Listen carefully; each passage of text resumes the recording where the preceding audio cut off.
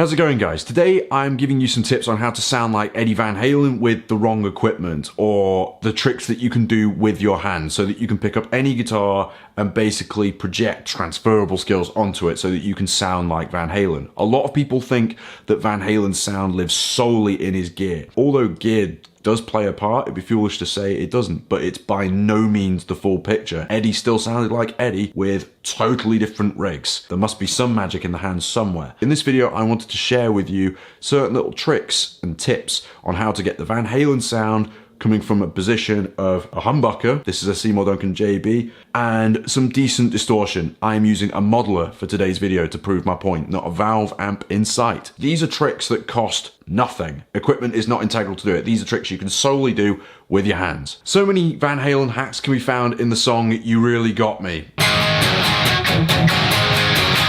You're muting with that hand and you're scratching up and down.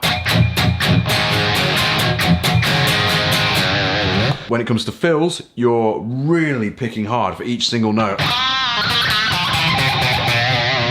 I'm pushing the string down so hard with the pick that it's actually bending it. You could almost call the technique pick bending, not pick bending. Pick bending the string.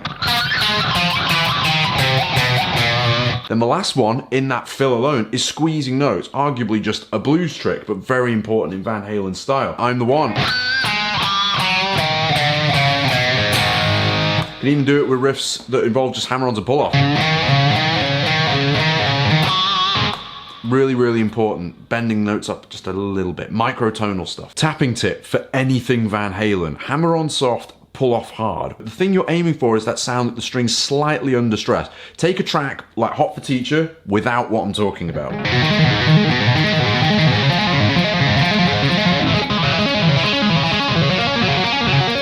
Very recognisably Hot for Teacher, but with the extra hammer-ons and pull-offs where the squeeze just that little bit harder. Listen to the difference.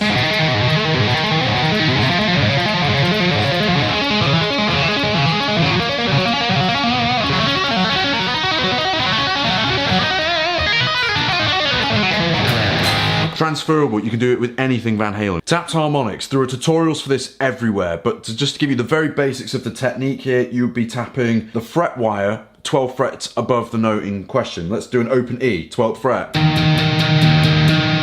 Right on the fret wire. It's like playing The Fretboard Is Lava. When you're playing single notes, like in Romeo Delight, add vibrato. Same goes for the more subtle stuff in chords.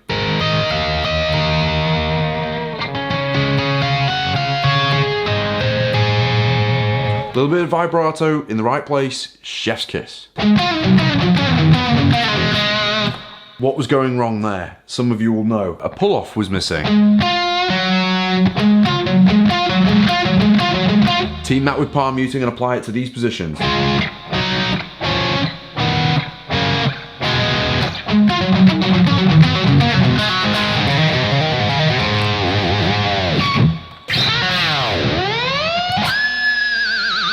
That's your quintessential harmonic horse effect lick. First thing you're going to do is basically pull off, open G string quite hard, and then bring it down. And once you've got to the bottom there, you're going to hover your finger to get a natural harmonic. The harder you've picked it, the more likely you are to get that harmonic.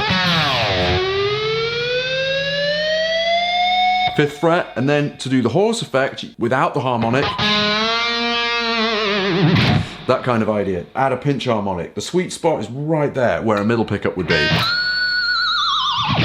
Really easy, and it's a full step bend there, 2nd fret of the G. This one is effective palm muting teamed with really quite vigorous picking. Take a classic riff like... Right, a lot of people would start that just by playing with palm muting but not picking hard enough.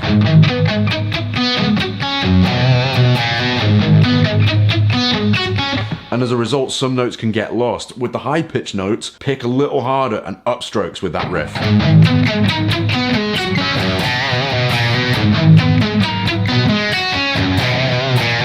Same thing can be applied to riffs like Aftershock.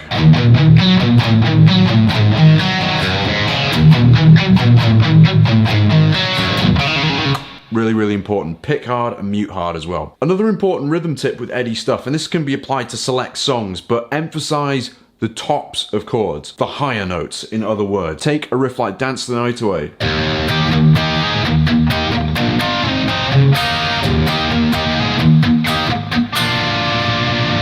Notice how I'm not chugging through it or anything like that. It's played really gently despite what I've talked about in this tutorial so far. I'm placing most of my emphasis on the G and B strings with a hammer on in there.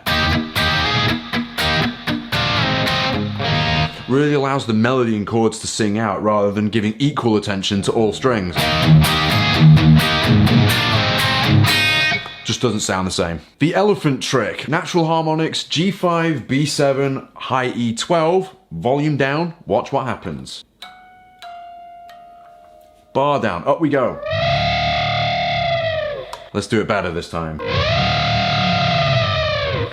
Easy. Perhaps one of the most controversial tips in this video is making sure that you're aware that Eddie Van Halen's playing isn't super clean. That's what makes it so hard to copy, and there's loads of uneven dynamics which makes it so cool. Take this kind of a lick, I've taught this before.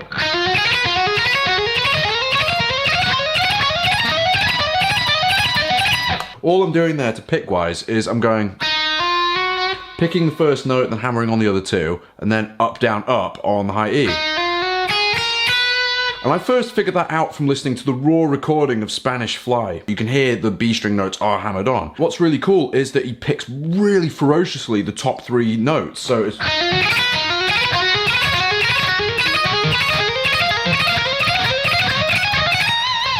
really, really cool. So a little point there is making sure that you're not always super consistent with your dynamics, because if it is super clean, you start to sound arguably the more robotic type player rather than the imperfect, beautiful style that Ed had, if that makes sense. It's beautifully imperfect. Weird, but there you have it. Thank you very much for watching this video, you guys. I hope you've liked what you've seen. Please make sure you like and subscribe if you enjoyed this tutorial, and check out other videos on this channel if you found it helpful, and I'll see you again in the next video. Bye-bye.